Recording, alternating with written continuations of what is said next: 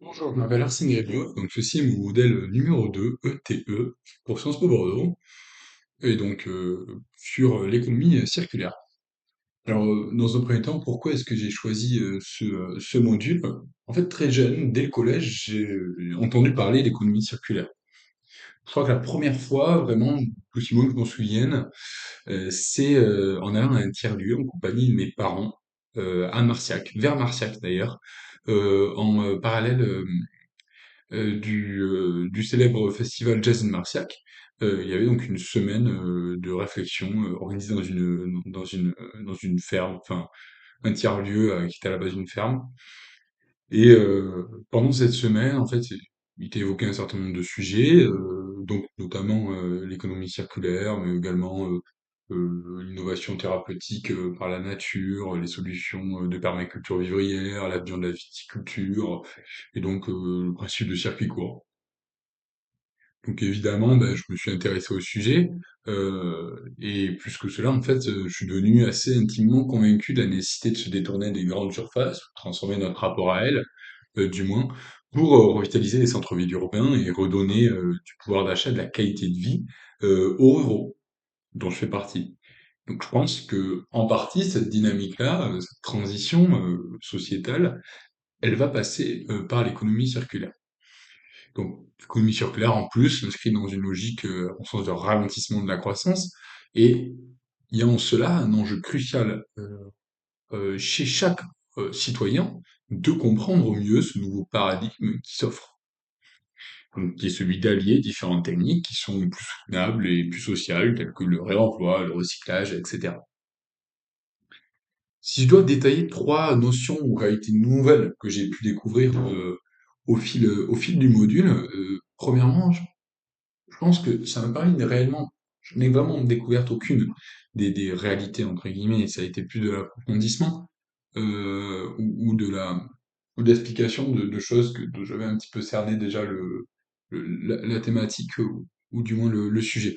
Donc l'obsolescence programmée, donc qui peut être définie comme l'ensemble des techniques, y compris des logiciels par lesquels le responsable de la mise sur le marché d'un produit vise à réduire délibérément et volontairement la durée de vie du produit. Donc, il peut s'agir en fait, d'un produit qui est délibérément conçu pour ne pas pouvoir évoluer, par exemple en limitant arbitrairement la taille de mémoire auxiliaire de ce, de ce produit, ou même de mémoire vive, euh, ou de produits dont la conception en fait comprend des fragilités délibérées, donc ce qu'on appelle des pièces de fatigue non renforcées, alors que ce serait censé être une pièce qui serait censée donc, excusez-moi, encaisser des efforts.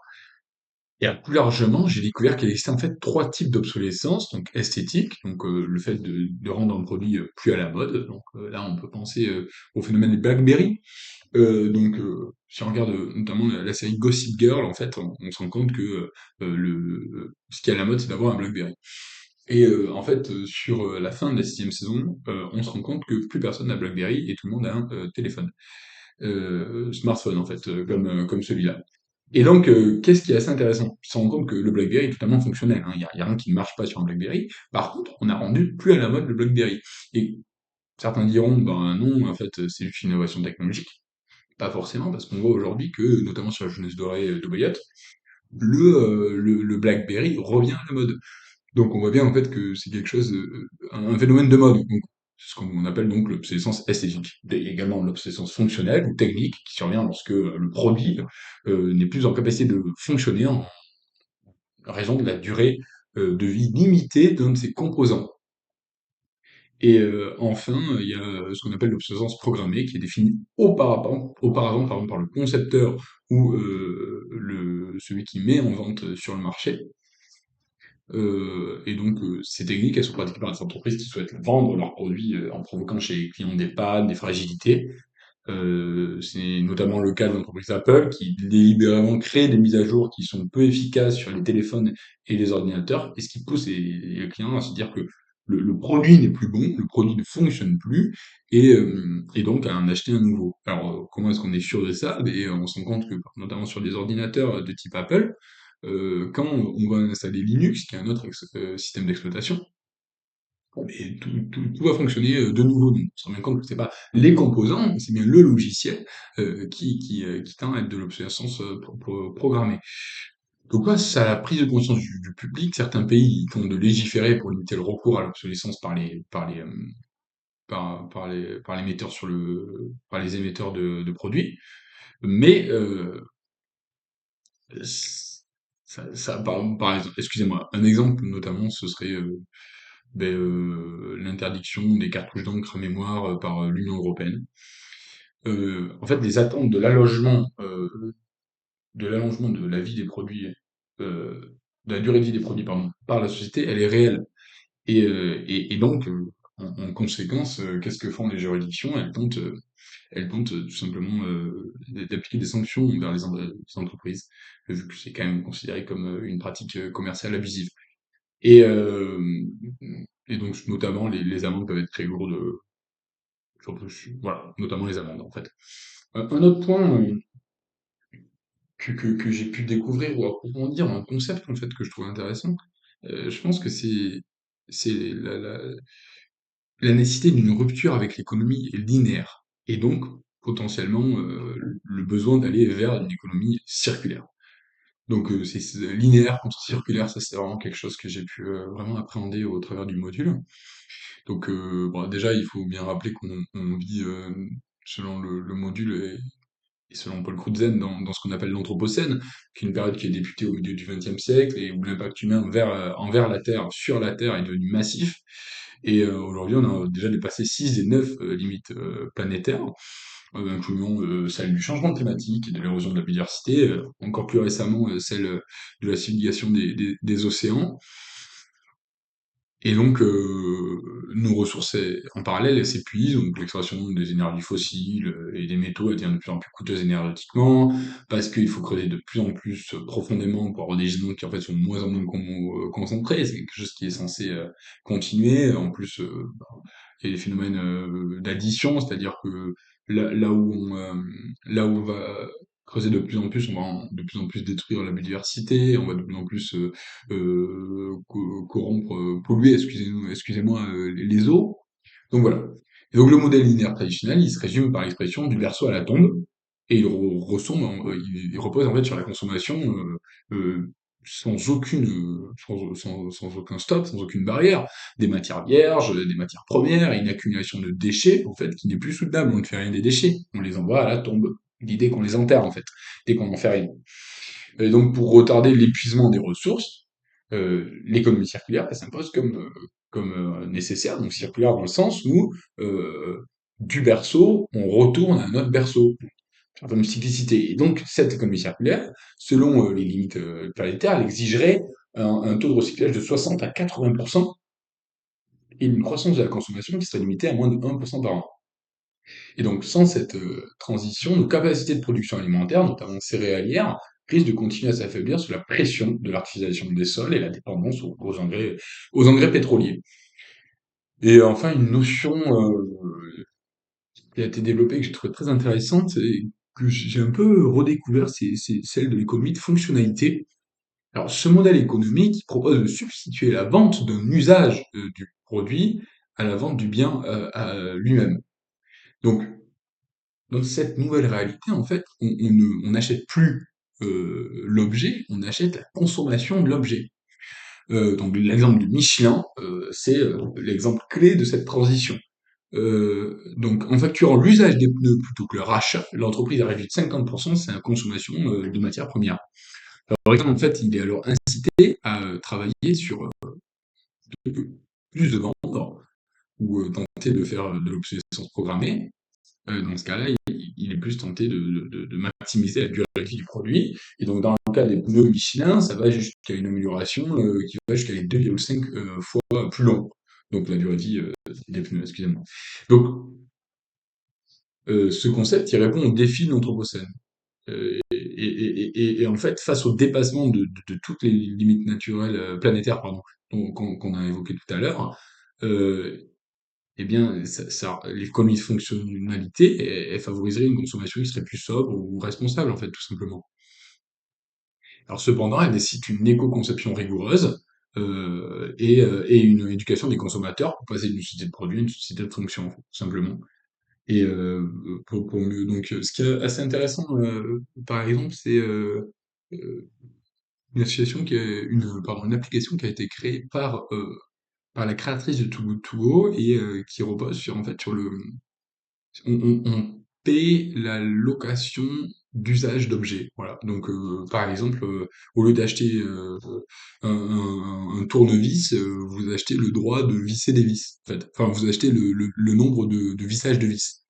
Voilà. Et en fait, celui qui va proposer le produit va faire en sorte que son que son produit va que son outil dure le plus longtemps, dans une volonté de maximiser ses profits sur le long terme, et donc ne jamais le remplacer. Et alors, maintenant, si on doit plutôt évoquer trois éléments qu'à mon avis, je vais plutôt retenir, en plus de ces trois derniers, qui à mon avis ne vont pas sortir de ma tête d'aussitôt, je pense que la notion d'écologie industrielle, voilà, ça c'est vraiment un truc. Donc l'écologie et l'industrie, ça paraît assez, dans une conception plutôt nature-culture, ça paraît assez opposé en fait.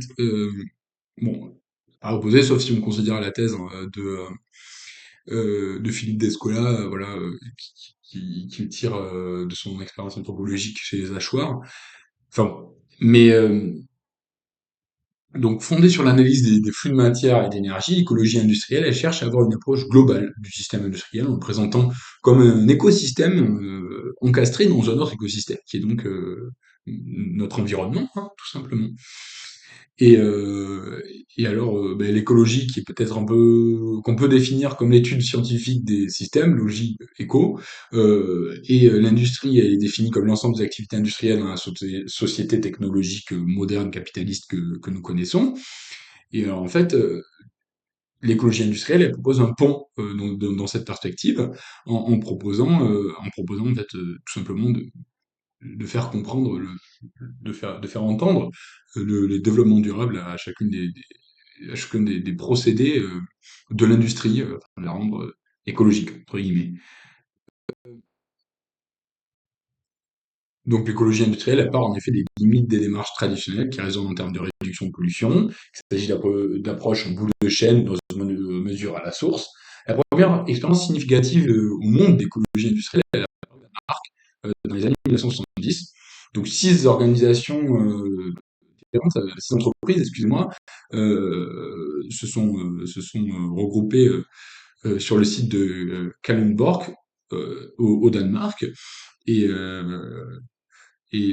donc, ces six organisations, c'est la centrale énergétique Asnæs, le fabricant de plâtre, excusez-moi, Gibrock, une raffinerie de pétrole, si je me souviens bien, la mairie, excusez-moi, et donc tous ces acteurs se sont mobilisés sur un projet, en fait, tous ensemble.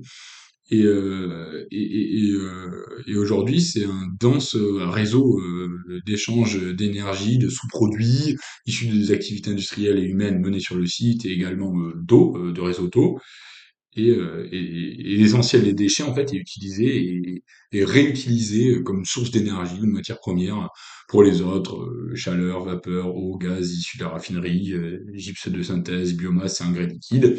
Notre exemple, c'est notamment la fabrique, l'usine de poulpe qui était prévue en Galice, dont aujourd'hui la finalisation est mise à dure épreuve par un mouvement de contestation citoyen et écologique, mais qui proposait en fait de faire de la permaculture avec à la clé cette production de poulpe à destination de la consommation humaine. Bon voilà.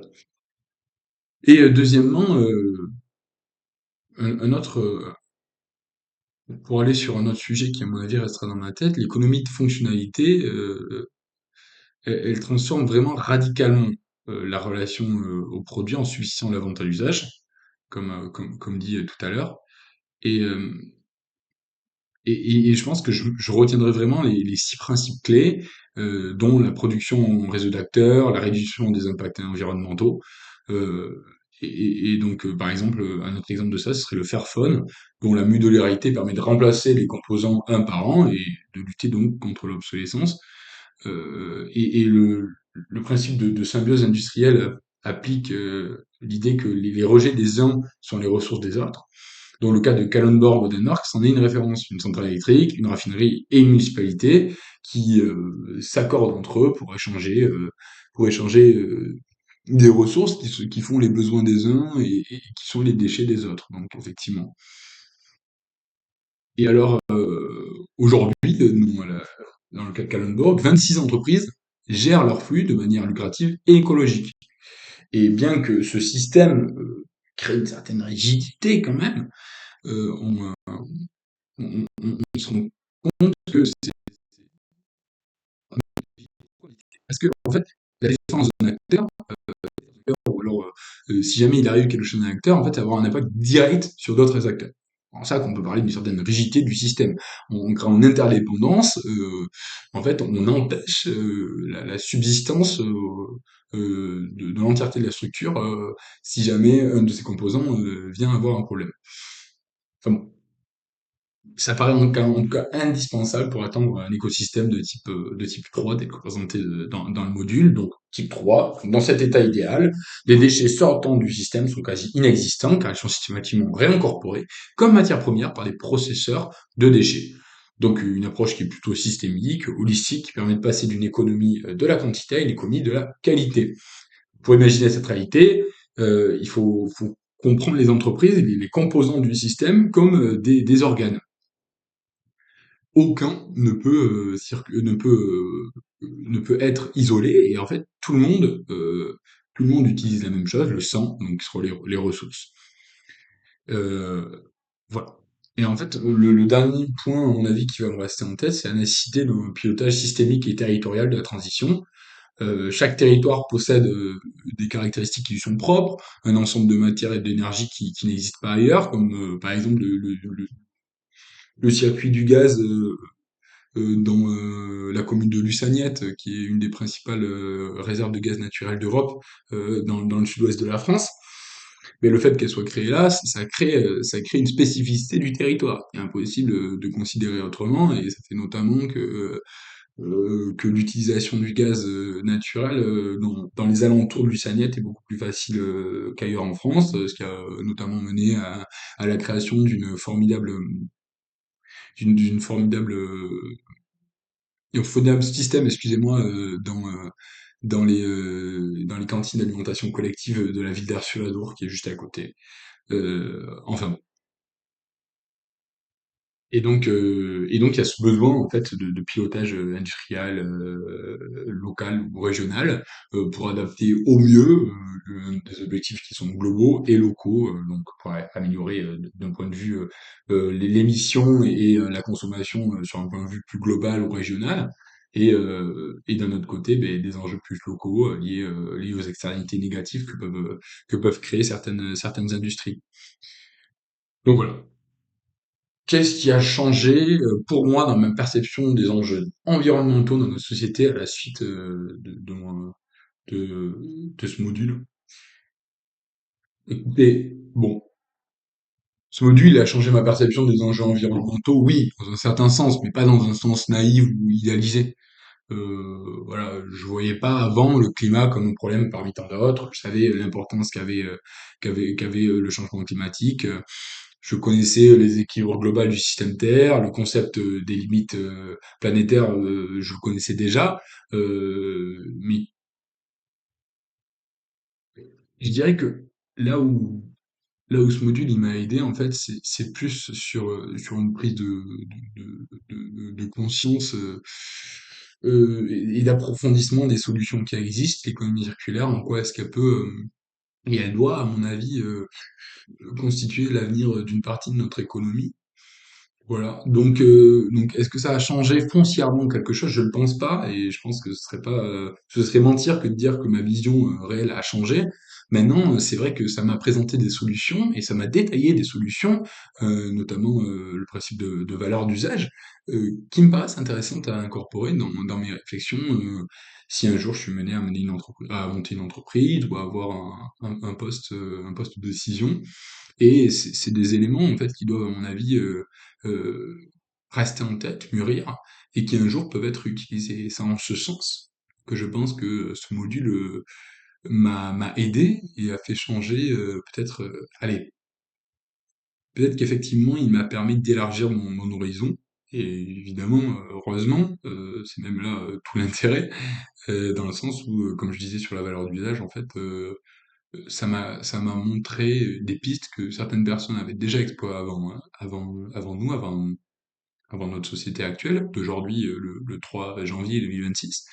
Et donc ça me donne des pistes d'approfondissement, en fait. Et je me dis, peut-être que mon avenir professionnel ou mon avenir personnel de consommateur, ben, je le vois plus sur un système d'économie circulaire, que sur un système d'économie extensive,